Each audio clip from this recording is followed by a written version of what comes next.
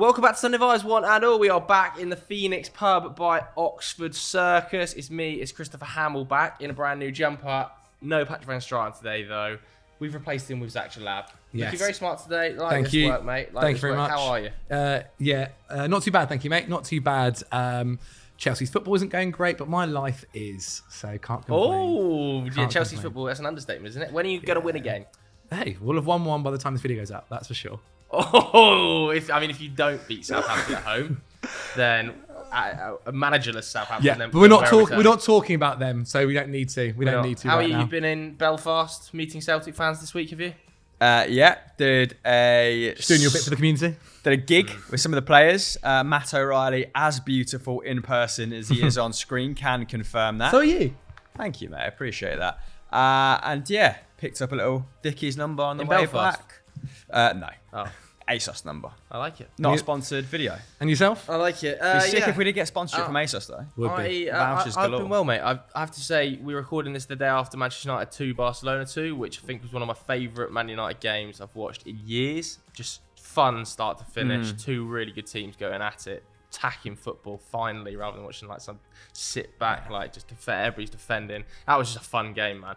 And I thought United played really well with 4 or 5 first teamers out. So we're not going to be talking too much about Man United Barcelona though, because today we are going to be looking at some of the best decisions clubs across Europe have made. We are talking about Man United and Barcelona, Yeah, but not true, the game. but not in relation Not to the that game, game. yeah, true. We're talking about some of the best decisions clubs have made this season. Now we've got some presenter picks, we've got some picks from you guys at home.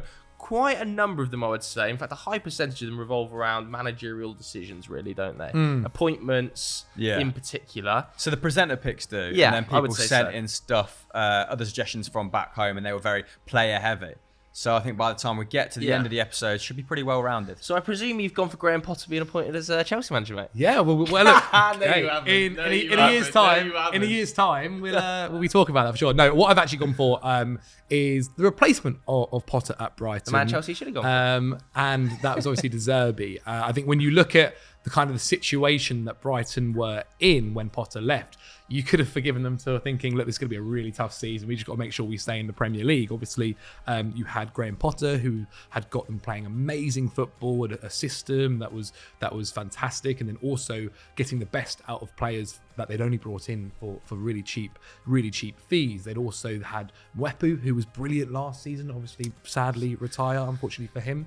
And then you have things like Doucouré leaving, Bissouma leaving. You had star players moving on, and you would have thought at the time of De Zerbi, I think the majority of the Premier League wouldn't have known too much about this guy. He got stick, mate, when he first arrived at Zerbi. There were people, and old school pundits in particular, going, who is this guy?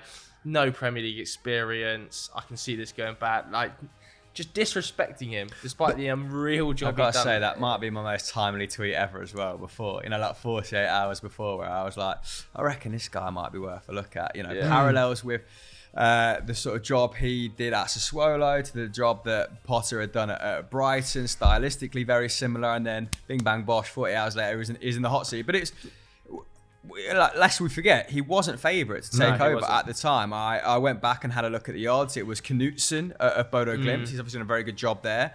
De Zerbi was sort of on par with Steve Cooper, with Bruno, who obviously ended up following Graham Potter. And he wasn't the only one. A load of them obviously followed Graham Potter. That's Chelsea. another thing, isn't it? Nathan Jones was there. Russell Martin in the shortlist as well. So De Zerbi was not favourite by any stretch. No, for sure. And then, as you mentioned, like it wasn't just Bruno that left. Like, I felt like half of the team at Brighton Literally, moved on Paul Winstanley to went, Chelsea Dan as Ashworth well. went, the coaching staff went. Dan Ashworth to Newcastle, but still, didn't they? And so the job wasn't easy. And I think at times when I've spoken about Brighton, what De Zerbi's done, I have always kind of said and caveated it with the fact that I think what Potter kind of led there was a nice project to kind of come into, and a system that was similar to his own that he could kind of very easily adapt to. But he's kind of taken them to another level. The minutes that he's given to Evan Ferguson, who I absolutely adore, and Big Man United fan as well. I think he's a fantastic fantastic young prospect who's going to have a huge future. I mean, it was amazing. He came in apparently, and after after like 2 youth sessions of watching him, he was like, come straight to the first team. Get him to the first team, I want to use him. And just the way he's adapted, I think he's basically taken a Brighton team that were creating lots of chances but failing to score into a team that's still creating lots of chances, putting the ball into the back of the net a lot now. I think they've almost doubled their goal output. And making it incredibly hard to play against. Like, whatever team you are in the Premier League, you do not want to go, well, you don't want to play Brighton away or at home. They are a pain. Yeah, I agree. I think under Potter, they were at like just about a goal a game, weren't they? 1.1, something like that. That was last season, Yeah, and then this season under Zerbi, I think they're close to 2 goals a game. Although there was a flurry of goals under Graham Potter at the start of the season. I think in these 6 games that he took charge, they scored 11 goals. So they had actually started the season really well on that front and were outperforming XG, which we don't associate with Graham Potter's tenure at Brighton, do we? And maybe the fact that he's entrusted youth to Zerbi, going back to him and brought through these talents, it shouldn't come as a big surprise to us, because while he was at Sassuolo, he got into the habit of doing that, didn't he? He helped bring through Locatelli, Stefano Sensi, Politano, Demiral. They all became players coveted by huge clubs, and he sold them for large profits, similar to what we've seen at Brighton over the last 2 or 3 years. Replaced them with really sort of worthwhile talent while blending them with established names. So yeah, I think he was a really good profile of manager to bring in. It's a really smart move. He obviously had his time.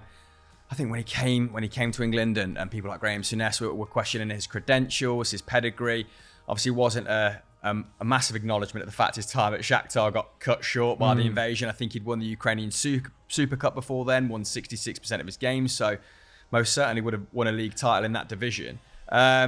But yeah, like you said, off to a slow start, which didn't help. I think it took them until his 6th game to get a victory in charge. 3-3 against Liverpool at Anfield, which kind of a sign of things to come. Gave people a little tingle in them. But made up for that since only lost, I think, what is it, 2 of the last 10? Yeah, smashed Chelsea, that was sure. But one of the most impressive things as well that we've seen mid-season, like the way he handled the January window, I thought was fantastic. Obviously, Trossard, who felt it was time for himself to move on, and maybe the club weren't too keen on that originally, but he said, okay, look, they obviously have a fantastic player, Matoma, on the left, which is kind of where they've been featuring. Obviously, I think Trossard had also kind of played throughout many positions. Your Trossard replacement being Matoma is filthy. Well, but Matoma was also Doucouré's replacement. Like that's more on the club, to be honest. But the way he handled it, I thought, was really well. He basically was more than happy to let him go, not going to make a fuss. And then when the Caicedo thing happened, I thought the fact that they just he went, look, don't turn up training. Like, we're not gonna have the rumors of you basically being like, I'm not turning up the training to force this move through. Brighton themselves and him and Zerbi himself have basically said to them, look, don't worry, take these next days off. Missed that. I think they had 1 game, before the end of the window, and put themselves in the power position. And now he's back training. Obviously, he might move on in the summer, but at least gives them time to scout for a new midfielder. But just the way he's handled everything so far this season has been fantastic. And I didn't maybe expect him to do as good of a job as he has done. Yeah, I totally agree. A bit of respect on Solly March's name as well, by the way, because was going through that record, wasn't he, where he just couldn't score a goal. And I think it's 7 goal involvements in 7 games, something like that. His last 7 games, yeah. That's incredible, isn't it? And he's just so versatile. I know that all of the hype is around Matoma, rightly so, looks an insane, highly level talent. But I just love the story of Solly March, kind of being able to play 4 different roles, multiple managers. Stuck at it. Serious grafter, and now reaping the rewards playing under Zerbi, who I would imagine absolutely loves the guy. Just to compound what you guys are saying, it's 39 Premier League goals. So I think only 4 teams have, 3 teams have a better record at the time of writing. That is Man City, Tottenham, somewhat surprisingly, and Arsenal. 28 of those have come under Zerbi, so did have a good start under Potter, but that's 1.9 goals a game, and they're doing this without a prolific number 9, Neil Maupay. We didn't even mention him. Their top goal scorer from the last 3 seasons went off to Everton, as well as Trossard, as well as some of the aforementioned names. So to be playing this entertaining brand of football without a recognised centre forward, really, really entertaining. And I mean, Evan Ferguson obviously looked like he almost had his season curtailed by that nasty Fabinho tackle. It took him like 2 weeks to get over it. Well, that tackle was vile. That's insane. Should have been red card. He's got the physicality to play. He's the guy who the fact he's only just turned 18 is already, as physical as he is, as big as he is only going to get better. He could be got a ruining good team Premier League around him as well, defences. because I think, and don't quote me on this, but I think he turned down overtures from Liverpool. Yes, he did. Because he saw a clearer path to the first team at Brighton. And so he's a United fan. Tick. But yeah, big approval from me in that regard. But there is some areas of improvement that I think De Zerbi and Brighton fans, obvious areas for improvement, that I think De Zerbi and Brighton fans will take great heart from, because they've only scored 3 goals from set pieces. That's excluding pens. That's the joint lowest with Wolves in the league. They've only scored 1 of 121 corners this season, and that was a Ruben Loftus-Cheek own goal against Chelsea. And they've only managed to keep 3 clean sheets in league play, although we'll caveat that with the fact they're only conceding 9.8 shots per game in the league, which is the 3rd best record. So if they can, I don't know, get in a set piece, coach, enhance their... They've probably got one. Yeah. It's just not quite working. Yeah, enhance their numbers on that front. There is sort of easy areas for improvement. I say easy in inverted commas, but the fact there's more to come from this side, despite the fact that they are, by all the underlying metrics, the 6th best team in the country. Can they? But that also can they get in the top 4? I think it's tough. I think that would be a. I mean, They that can would be overtake a Spurs with mega their games in hand. Sure, but I think Newcastle, the way that they're going, might be very difficult to go and take over. You guys are doing fantastically well at the moment. I don't think we can discount Brighton from. I don't think you could discount. I think they're playing as well, if not better than Tottenham. They can overtake Tottenham with the games. I think there is a legitimate top 4 contender at this stage, Brighton. I would say, like, if we're talking about Liverpool having a chance now to get back into the top 4, then I think Brighton have the exact same merit to do so. In terms of your things about improvement, like, this isn't even been a De Zerbi side that's had a pre-season under him, where you can work on things like this and like sort things out, like set pieces and such. And so, like, the idea that in the summer they're going to bring in, you'd assume, more people, especially if they sell Caicedo for the prices that they wanted in January, and improve the squad, and then also improve the squad in terms of on play and set What's pieces. been really impressive is the buy-in from the players, the way they've just entrusted the way they've gone from a really tried and tested style of play under Graham Potter, possession heavy, can be a little bit conservative at times. It's about, pulling people around, methodically building up play. They've gone to this, I won't say gung-ho, but it is a high-risk style of play. The distribution required from the centre halves to you feed the deep lying midfielders who then take 1-2 touches to get it out wide, who then brings it back into the set. It's really crazy. I can't. It wasn't the goal against Palace. I can't quite remember the goal. I think I tweeted about it. It was really emblematic of that. Just 1-2 touches, Liverpool, playing blind passes into various areas because they all entrust each other to be there. Like the way he's put his print on this side in 15 league games. Really, really. Well, it's going to be dangerous as well. Like in the summer, in terms of so many of their players are going to be looked at in the summer. It doesn't make a difference to them, mate. But it does not make a difference to them. Look at the players they've offloaded, who they've been able to replace them with. Caicedo's going to go. They've got Billy Gilmore in there. But then you also got McAllister who will be looked at. You've got Matoma who will be looked at. You've got Evan Ferguson who will be looked at. The fee no, for I agree. These are going to be they've got a £80 good million proven players now coming out of that club, and they clearly have. It's just a production line of recruitment talent that just goes, okay, who's the next guy off? They've forward planned 3 years. They'll be fully aware that half those guys McAllister's going to leave this season. That's my worry, is that half the guys that made these signings have left, and so it'll be interesting to see who the replacements are. They're kind of already breaking into the squad, aren't they? Like players under like the age of 23 in that squad, there is a plentiful amount of them. They've brought in that Van Heck. Obviously, Lamptey, we yet to see the best from him. Will he be able to fulfill his potential? Injuries hindering, we don't know. You've already mentioned Gilmore. Caicedo, I think, is the only under 23 player to get over 400 minutes, but Ferguson will get there, won't he? Sarmiento, Colwill is going to return on loan, but had a really good spell in the side. Yeah, Dennis Undav. Do you think Colwill could be signed permanently? I did this on We Need to Talk this week, and I said I think it's a possibility, and Chelsea fans were like, no chance. Colwill comes straight back, you say he comes straight back. He don't get a game at Chelsea. I'm hitting the table again. He does not get a game at Chelsea. You've got 5 centre backs ahead of him. Yeah, but 2 of those centre backs are way into their 30s already. Yeah, but one of them signed a contract to 2026. Yeah, Koulibaly. But the Chelsea and Colwill, he signed a brand new contract before he left to go to Brighton. But surely that was their whole future defence. The future of Chelsea's defence is about Colwill, Fofana, and Badiashile. Like that is three pretty decent centre backs. I think it's mad that you're going to bring Colwell back and he's going to get two. And also one of those centre. No, how do you know that? Because one of the centre backs for the past 2 years has been on the sideline for most of that time. Because you've got Fofana to come back. Yeah, might not start. Badiashile is going to play nearly every game. Sure. Don't get me wrong. Back. Thiago Silva plays every minute of every game. He's your best centre back. 100%. Trevor Chalobah doesn't get a look in. Koulibaly's. But the future. But you have to look towards. You have to look towards the future. I don't think Chelsea will let him. So you're going to stop playing Thiago Silva at centre half. Eventually, you do have to create nonsense. He's your best centre back by a mile, mate. You cannot drop Thiago Silva. I'm not saying drop Thiago Silva, but what I'm saying is eventually you have to think of a contingency plan. Is that not what 22-year-old Benoit Badiashile was bought for? Yeah, and then who's after that? Like you've got to. It's all about having the best players you can have in those positions. Colwell looks like one of them, so you'd 100% keep it. I mean, Chelsea don't need to sell Colwell, do they? You don't need the money. You didn't need to sell Fikayo Tomori. You didn't need to sell Mark Gahey. You sold very those players because you had other options in that area. But a very different time now with this Chelsea squad. Like the way they are. I don't think Potter would have let those players go. Yeah.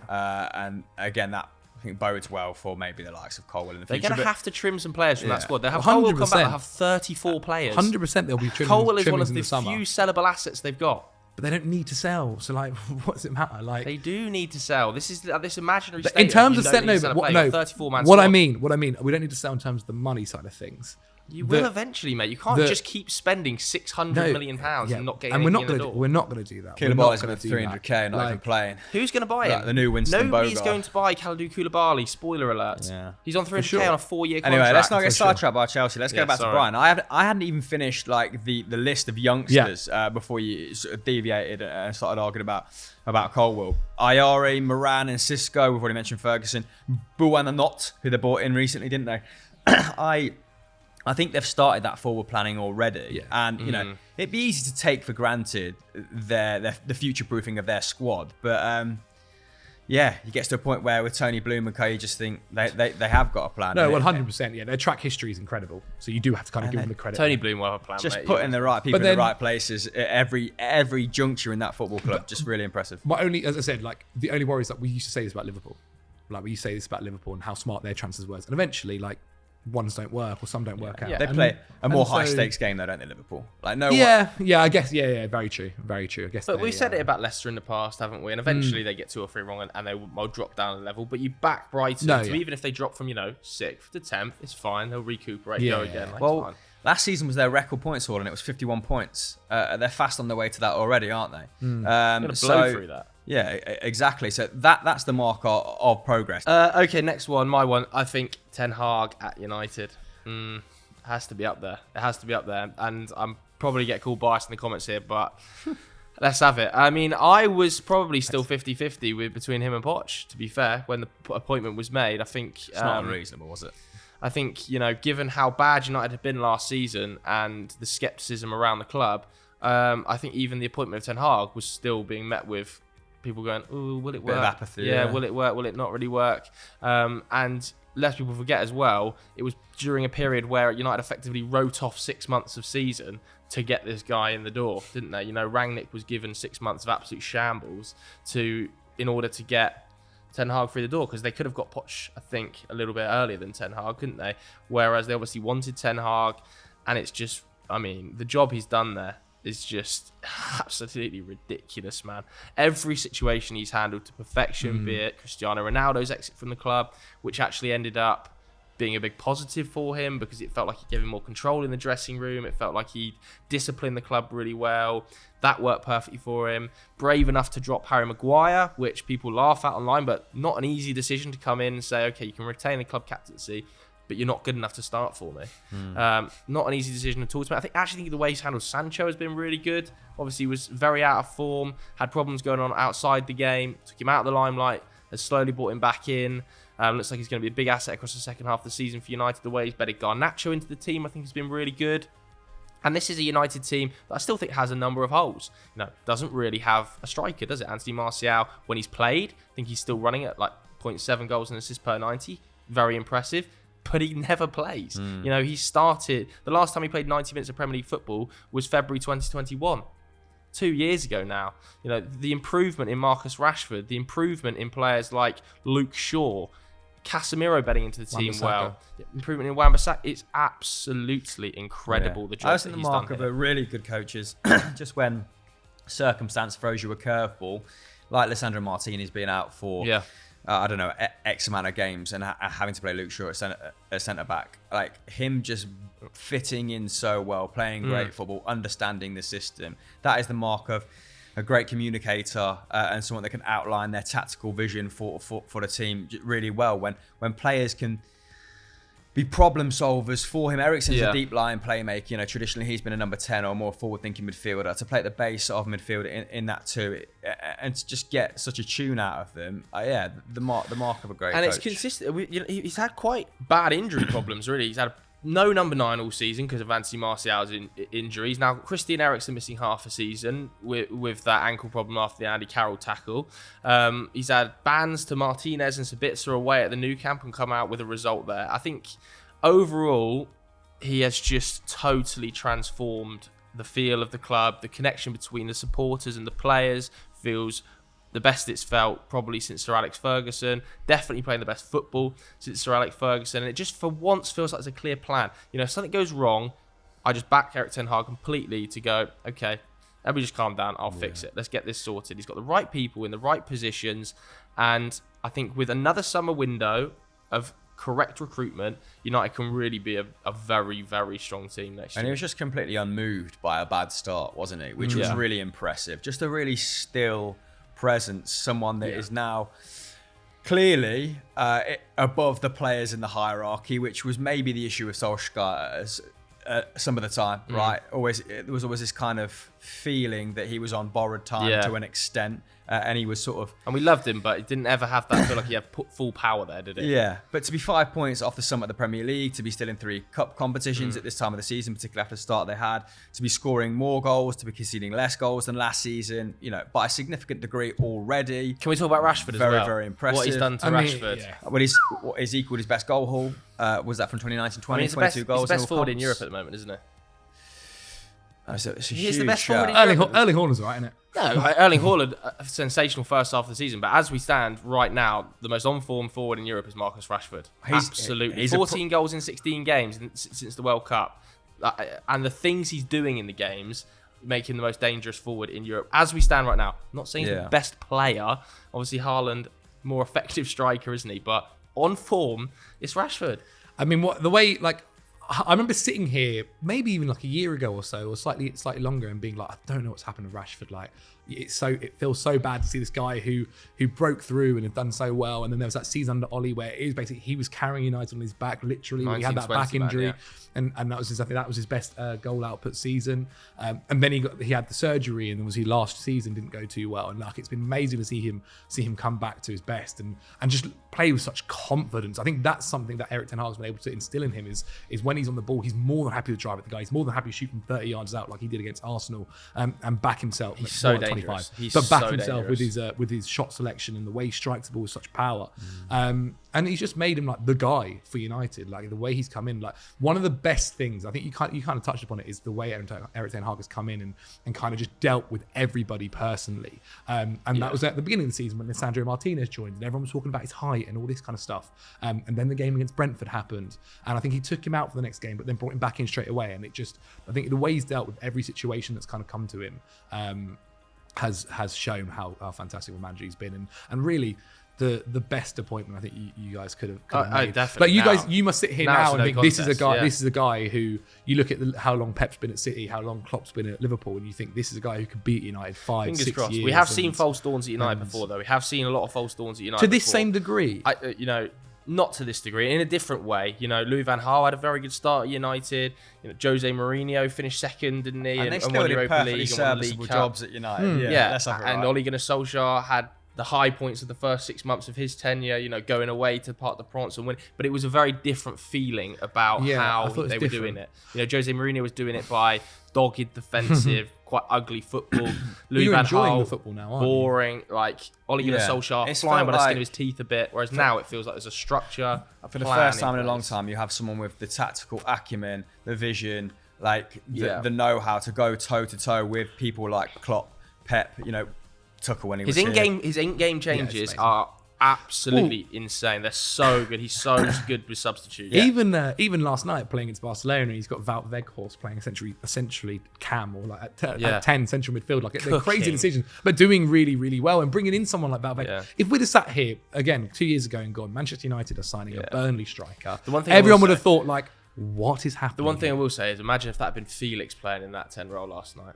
Sure, but you weren't after a 10, were you? No, you wanted a striker, and this is a guy who in that game filled a position. But like, I just hope that in the summer, because there's obviously the takeover going on, which is another element that he's dealing with, 100%. I just hope in the summer he's given the right support to improve the team again, because he got a big amount of money in last summer, but he got nothing in January. I was just about to say, there should have been a certain degree of expectancy. Like, not quite a miracle. Be one of the top 5-6 best teams in the country and look like you have the potential to gate crash the Champions League places, because we've just given you £243 million to spend, and you've brought in Anthony, who was one of your primary targets. And Anthony is underperforming. He's one of the few players he's not getting the best out of. And I know that you've said you much prefer the composition in the forward line with him in it. And like, we do sympathise with him because his relationship with his right back is very inconsistent, whether that be Dalot, whether that be Aaron Wan-Bissaka. Like, he's not built that relationship yet, but he should be getting a little bit more out of him. But again, you can be hugely forgiving of the fact he's not, when you see what he's doing with other players in positions that aren't theirs, or where their game doesn't come naturally to them. And if that's the only kind of criticism we could sit here and say for him after 8 months in charge of United, 7 months in charge of United, that's a pretty good. It remains to be seen how well you cope with that, Eriksen, as well. Yeah. Like, had this happened to Mourinho or Solskjaer, people that rely on having their best personnel available to them most of the time, then you'd probably be a little bit more fearful. But because of the track record he's got at like fixing these things when they happen, I'm pretty confident you'll do well. Sabitzer's obviously come in. That was a slick piece of business as well by, was it Mertens and Arnold behind the scenes? That maybe intimates, United are getting it together at a boardroom level as well. That was a real, like, no fuss transfer. 24 hours done and dusted. It's rare case. Yeah, exactly. So that was impressive. I think he'll come in. He'll do well. Even like Malacia. Was a really nice little pickup in the summer. He's done fantastically well. A one that Ten Hag wanted. But like in the summer, obviously you will be hindered by FFP. Well, it depends. If United get into the Champions League, not really. If they don't get into the Champions League, then massively. United have got sellable assets. They should be looking to move on this summer as well. I think the players. When was the last time you sold a player for a decent, healthy amount? Lukaku, mate, probably 75 million to get for sending him back to Inter. Probably Lukaku. Yeah, I mean, Dan James was a good sale. 25 million to Leeds. Now you look at it, I suppose James Garner hasn't been too bad of a sale. Was it 18 million to Everton? Who do you think in the summer will be the players that? I think Maguire will probably move on in the summer. I just don't think that he'll be willing to accept another season on the bench, especially as there's going to be clubs interested in him. I think United could probably get 30 or 40 million for Maguire off one of the slightly smaller teams. It's a massive L. Don't get me wrong, it's a massive loss, but I think they'll look to probably move Maguire on. Where does he go? Everton. Leicester. West Ham. Somebody at that sort of level. I think they'll probably look to move Scott McTominay on, or if a good offer comes in for Scott McTominay, they'll think about it. I don't know if they're actively trying to move him on, but there's some youngsters as well that could potentially be sold or moved on. So potentially, it's going to be interesting to see what happens to Ahmad when he comes back. And then I guess the big one as well is just also depending on this new ownership situation, which shooting today is the last day. Yeah, the new owners might be in by then, and then we might be talking about a totally different financial situation either way. That there's a lot of question marks hanging over pretty much every bid, isn't there? Really? Yeah, because in January the party line was like we've literally spent 200 mil on the company credit card, and it's going firmly in my back pocket. Yeah, and that's the problem, isn't it? But you would presume the takeover will be completed by the summer. But although wasn't Sabitzer, I think you've paid a decent loan fee and picking up some meteor wages, so it's not there's zero money. Let's see what happens with that takeover. There's not really too much point. You might have to be frugal. Gambling on it now. If you don't move players on, Should we go to the next one then? You want to do this one, Carrick at Middlesbrough. What an appointment, man. I just thought, let's foray into the Championship. Why not? We don't do that an awful lot on Sunday Vibes anymore, but we've been interviewing Championship players of late, so maybe I just had it on the mind. But I think Chairman Steve Gibson deserves a massive amount of credit for entrusting Michael Carrick with the Middlesbrough job, because obviously we've seen in recent times giving top jobs to players who were top players, it doesn't always shake out very well, does it? I mean, Steven Gerrard did do an okay job at Rangers. Frank Lampard did an okay job at Derby. But it would have been quite easy for him to take the, more well-trodden path and just give it to one of those journeyman championship managers. But he went for Carrick. And Middlesbrough now have just gone from relegation candidates to third in the league under him. Like Steve Cooper. Yeah. Steve Cooper. And that was a big result against Sheffield United midweek. Huge. And it's no exaggeration. They were 21st when he came in. And it's not like he was taking over from a terrible manager. It was Chris Wilder there beforehand. So, might have come in, structure might have been good, players might have been good, but just had to make some adjustments, not minor adjustments as well. He's kind of overhauled the way they play, and we'll get onto that in just a second. But yeah, sizable task on his hands. He's only lost 3 of his 15 games since, one of those being his first game in charge. In that period, this was while I typed up the notes, Borough had scored 31 goals and won 6 matches by a scoreline of 3 goals or more. So they're not just beating opposition, they're absolutely crushing them. And it was interesting to read and sort of watch when it comes to his setup, because he does set up in a 4-2-3-1, but it's a little bit more of a Premiership 4-2-3-1 than we've become accustomed to, when watching teams in the Championship. It's much more fluid. It seems a little bit more versatile. It's quite reminiscent of Mikel Arteta's Arsenal from this season in the way that they build up. Maybe they'll go 3 at the back, 2 in midfield, and have 5 up front. And they've got a left back called Ryan Giles, who is just raking in the assists at the minute. I think he's on 7, which is league leading, or he's a joint league leader in that regard. And he just seems to be playing really far up on the top left-hand side. I think he's laying on 2 key passes per game. So, yeah, the fact that fullback is having that impact so far up the pitch, it does kind of sound out the sort of attack-minded, progressive football that Carrick wants to play and that he is playing. And big tuber. Mate, Akpom. Crushing the league. He is getting a tune out of Akpom. He's finally found some form, aged 27. Scored 17 goals this season. Only had 35 league goals to his name it's crazy, coming into this campaign. And obviously he's brought in Cameron Archer as well, who's on loan from Aston Villa, who's helping out on the goals front. I think he's got 5 goal contributions in 4 starts. Always helps having and he's unreal, a calibre of player coming on from the bench like that. But Akpom, I mean, it's the first time in his career he's had over 2.5 shots per game. Like I said, 17 goals this season, 14 of those have come under Carrick. So it's not like Carrick inherited the best version of Akpom you've ever seen. I think he's 4 clear of second top goal scorer in the league, which is at Doucouré for Coventry. So it looks like he's going to finish the season as the top goal scorer. What a story that would be. He was like, after Arsenal kicking it about in, I think the Jupiler Pro in the Greek league, so a real journeyman striker, and he's sort of come good age 27, 28, which is really nice. They've obviously got Zach Stefan on loan from City. City. Isn't it? Passing out from the back in a big way. Yeah, and that really helps the system, particularly if they're going to push on one of those fullbacks. They're going to be so attack-minded. It means one less defender. So having it's a that goalkeeper clip to the fullback, that ability to play the ball one touch out to the fullback as a goalkeeper is vital now at the top level, and as players like Zach Stefan, because obviously he's had the education in the City Academy. I think it's just so I think Duncan Watmore is chipping in with goals from midfield as well, but they have become like more than the sum of their parts, so that they have got good players, and he's obviously roped in a few favours to get Archer, and I think it's Ramsey on loan from Aston Villa as well. But similar to Zerbi, although Zerbi came in to a better situation, inherited a much better situation, obviously.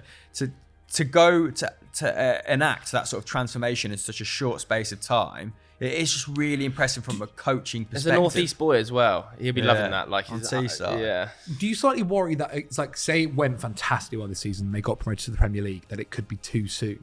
Like, how last season, obviously Steve Cooper did it with Nottingham Forest, and obviously brought them surprisingly into the Premier League, and they had to have that crazy turnover straight away. Do you not possibly think the playoffs are an absolute minefield? Oh yeah, first and second kind of seat. First and second. I think they're still 10 points behind second. They're not going to catch, despite this form. First and second seems Burnley are going to win the league. Sort of settled. I think that the fact they've got some key loans is always going to be an issue if they come up. But the money they get from coming up, you'd rather be in the Prem. Very true. Then if you drop down and get your solidarity payments, it's fine. Who played for United, who has such a history of being successful like Michael Carrick, is only going to want like the biggest challenge as quickly as possible, right? So I don't think he'll be fearful of that. But you make a good point. I don't think they're not They haven't got the parts in place to be a Premier League club as of yet, and are outperforming those expectations. But what are you going to do? Yeah, very true. Yeah, I'm sure he wouldn't reject becoming a Premier League manager. But I think people for sure. will fear drawing them in the playoffs when that would not have been the case 2-3 months ago. Yeah, agreed. Okay, another suggestion here. I don't know if this is one of ours or not, or you boys. Outside of the Premier League, Barcelona sticking to Xavi's vision. Well, I thought it was worth including them because we would have watched them last night play against Manchester United. Right. Although he took a few pelters online, Barcelona fans were not happy with his team selection last night, playing Alonso centre-back and Alba left-back. It's interesting. Yeah, very interesting. Centre-half. Very interesting. I mean, and it's ironic because all the research I've stuck down here is about how sound they've been defensively in La Liga. As in, they are on the cusp of... I think if they keep going at their current rate, they'll only concede 13 league goals, which would be a record by a mile in top European divisions. Ter Stegen has had a huge season as well. Has to be 90% saved. No, he has, but he's only saved. I think his post-shot XG is +4. That's not even the best in the league anymore. Like his save success rate is really impressive. I think it's around 88% or something stupid like that. But his post-shot XG has fallen right down from like where it was earlier in the season to being just like a good to very good return. He's certainly not the... Like that's not where the discrepancy lies. Yeah. Xavi has made them into a really good defensive unit. Like he's brought that high press right back into their game. I think only Athletic Bilbao, possibly Atletico Madrid, are winning like more high turnovers or something. Only Bilbao, who were coached by Ernesto Valverde, by the way. Are having more shots after those high turnovers. So it's not like they're just pressing for the sake of it either. They're pressing really effectively. They're rampant in the opposition's third. There's some really impressive underlying numbers, but I thought 11 points clear in La Liga as well. Why don't we really, talk really about impressive. them post Man United? Yeah, they're definitely an impressive squad, and obviously Pedri and Gavi being in there make them next level, really, don't they? It's a shame that both those players are going to be out of the second leg against Manchester United, you'd think, from a Barcelona perspective, because they are just fabulous. Pedri in particular, just... Yeah, the injury, Jesus Christ, man. Just a points They didn't look like machine. A team that had kept 16 clean sheets last night, though, did they? No, but obviously... So open. It was a very interesting back line, that's for sure. Yeah, but it wasn't their starting back line either, was it? And you would expect... In the second leg, they actually revert to type and they go for Balde at left back, Christensen, Araujo, and then Koundé at right back. I don't know. It felt like a bit muddled, didn't it? Balde's going to be a player, man. Yeah, they're just exceptional, aren't they? They did spend quite a lot of money in the summer, though, and it's going to be interesting to see what they can do this summer because, again, La Liga are biting them in terms of who they can and can't register. Again, they're saying they don't have the money to sign new players. They've also got this massive accusation hanging over them of the payments to the refereeing company. That's kind of going to be ongoing in the background. I think the refereeing company have kind of said, it was for advice on how to treat referees, which is very interesting, given it was like over a million. So let's see how that one plays out, because it just seems like every good decision that Barca make on the pitch at the moment and Xavi makes is like matched by a bad decision in the past that's been made at boardroom level that's just coming back to bite them. So I just hope in the summer it doesn't come to a situation where, again, it's like, we've got to clear 500 million off of the wage bill. Who's getting sold? And then it's another summer of Frankie de Jong. Frankie's going. Gavi's going. Araujo's got to go.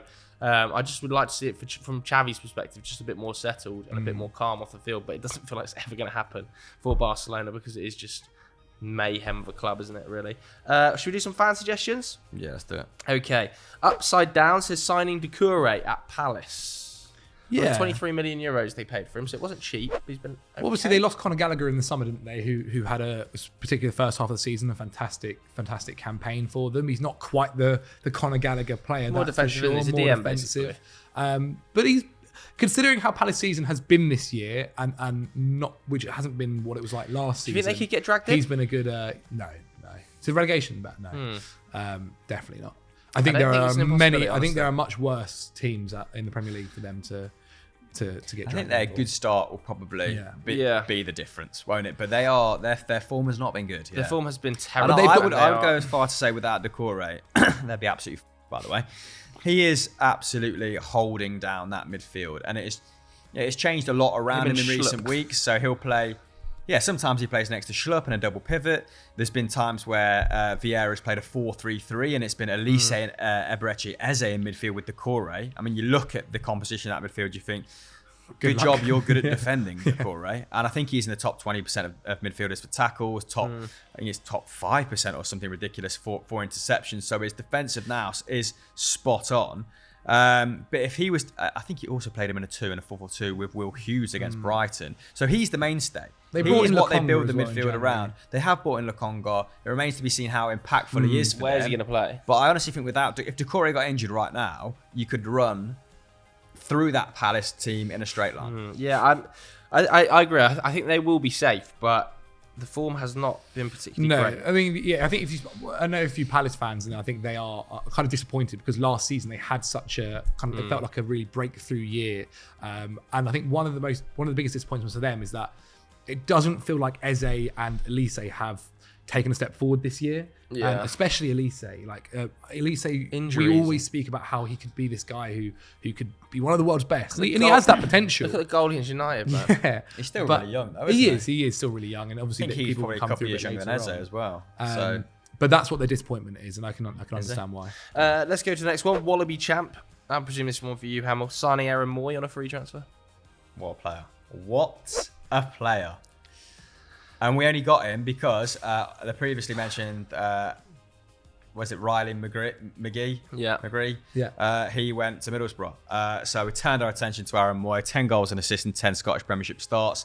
Took him until mid-October to complete a 90 in the league, by the way. When he came, fitness far off it. I've actually seen milk turn quicker as well. But the man has tech for days. He didn't score his first league goal as well, I don't think, until late December. So it's just recently, really, that he's been ripping it up. Post-World Cup. He started all 4 of Australia's games. He obviously came back with sort of a renewed vigour. But we've mentioned it a few times here as well. Celtic in league play sort of build up with the 3-2-5 as well. They can afford to do that. Very possession heavy. Not many teams have the sort of athleticism to hit hitters on the counter either. And you've got Aaron Mooy just in that sort of space between the centre back and their full back, and it's just great to bloody see him occupy that space. He's an absolute menace. Love it. He's an absolute just pull back central, mate. Love it.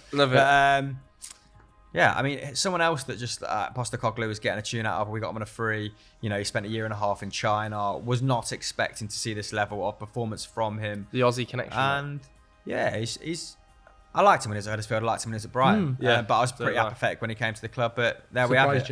Shout out to the Australian Zizou, mate. Aiden 1874 coming back to the Premier League. He says give him Bajcetic a chance. Yeah. Who does look Considering how young he is, the way Yeah. Liverpool's season's been going, like, and we mentioned before we started recording that, like, sometimes in seasons like this where things aren't going your way, you're having a down season, playing a youngster and giving the fans someone to kind of come out of games and be like, you know what, we might be poor, but the kid was amazing today. Balling. Is what's needed, and he's been doing very, very well. There was one game I think it was against Brighton he played, obviously when Liverpool got put to the sword, and he didn't look like he had the best game then. But overall, in general, he's been fantastic, and he looks like a player that will be there for the long term future as well. Yeah, obviously they got him in, I think just before Brexit, was it, or something like that. They managed to get him in. I think it's going to be interesting to see across the course of the second half of the season how vital this kid is, because it feels already like the entire midfield is stacked on his back, and like they go to Newcastle this weekend. Obviously, you guys will see the score by the time this goes out. Then they go to Madrid. Can he play 90 minutes on Saturday afternoon, then 90 minutes against Madrid 4 days later? That's a lot to ask for an 18-year-old. And then the Madrid game, he's up against Modric, Kroos, Valverde, Tchouameni. Can he then do it against them as well as doing it against a tough Newcastle midfield? Like, pressure on an 18-year-old. Pressure. But if ever there was a time to be a young DM at Liverpool, it's right now, right? Yeah. With Fabinho looking... Although I thought he looked good again alongside Fabinho, playing as almost like a shuttling 8 last week. I think that role he looked good in as well. Yeah. Well, he's got the mobility, hasn't he? Do you know that his dad and Thiago's dad played together? I think it was at Celta Vigo. Yeah, Celta Vigo. Ridiculous. And now he's playing with Thiago. I love it like that. It's class, isn't it? That is good. Next one, best boy Patrick signing Badiashile.